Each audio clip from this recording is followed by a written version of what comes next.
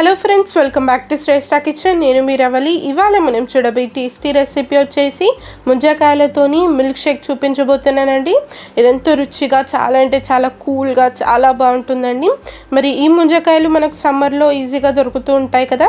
చూడండి, ముంజకాయలు అంటే ఇలా ఉంటాయి. వీటినే మనం ఐస్ యాపిల్ అని కూడా అంటాము ఇంగ్లీష్లో.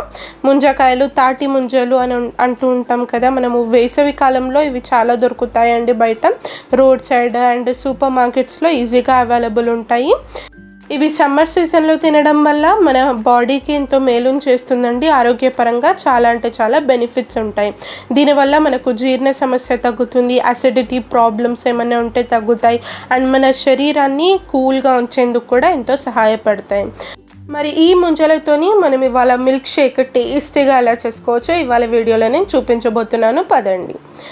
మరి ముందుగా నేను ఇక్కడ 3 ముంజకాయలని తీసుకున్నానండి. దాని మీద పొట్టు అయితే ఏదైతే ఉంటుందో అదంతా కూడా తీసేసుకొని పీల్ చేసేసుకొని మనం ఇలా ముంజల్ని పీసెస్ లాగా కట్ చేసి పెట్టుకోవాలి. చూడండి, ఈ విధంగా నేను పీసెస్ లాగా కట్ చేసి పెట్టేసుకున్నాను.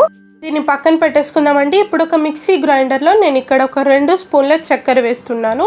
మీ దగ్గర షుగర్ పౌడర్ ఉంటే పౌడర్ కూడా వేసుకోవచ్చండి. ఇలా చక్కెర వేసుకున్నాక మనం ముందుగా కట్ చేసి పెట్టుకున్న ముంజకాయల్ని ఇందులోకి వేసేసుకోవాలి. ఆ తర్వాత 2 ఐస్ క్యూబ్స్ వేస్తున్నానండి. ఈ డ్రింక్ చాలా చల్లగా ఉంటేనే చాలా బాగుంటుంది. ఆ తర్వాత నేను ఇక్కడ ఒక కప్పు పాలను వేస్తున్నానండి. ఇవి నేను ముందుగానే మరిగించుకొని చల్లారి పెట్టుకున్నాను పాలని. ఇప్పుడు మనం ఇదంతా కూడా మంచిగా గ్రైండ్ చేసుకొని తీసుకొని ఒక గ్లాస్లోకి సర్వ్ చేసేసుకోవాలి. నేను ముందుగా ఇలా సర్వింగ్ గ్లాస్లోకి ఒక ఐస్ క్యూబ్ వేసుకొని ఇలా మనం గ్రైండ్ చేసుకున్నదంతా కూడా ఇందులోకి వేసేసుకోవాలి. మిల్క్ షేక్ని చూసారా ఎంత టేస్టీగా కనిపిస్తుందో. ఇది తాగడం వల్ల మన బాడీ అండ్ మైండ్ చాలా రిఫ్రెషింగ్గా మారుతుందండి. చాలా అంటే చాలా కూల్గా ఫీల్ అవుతాం. ఈసారి ముంజకాయలు తెచ్చుకున్నప్పుడు తప్పకుండా ఇలా మిల్క్ షేక్ని ట్రై చేయండి. మీకు అందరికీ కూడా చాలా బాగా నచ్చుతుంది. ఈ వీడియో నచ్చితే లైక్ చేయండి, షేర్ చేయండి, మన ఛానల్ని సబ్స్క్రైబ్ కూడా చేసుకొని పక్కనే ఉన్న బెల్ ఐకాన్ని కూడా ప్రెస్ చేయండి. మరో మంచి రెసిపీస్తో మళ్ళీ వస్తాను. అంతవరకు బాయ్.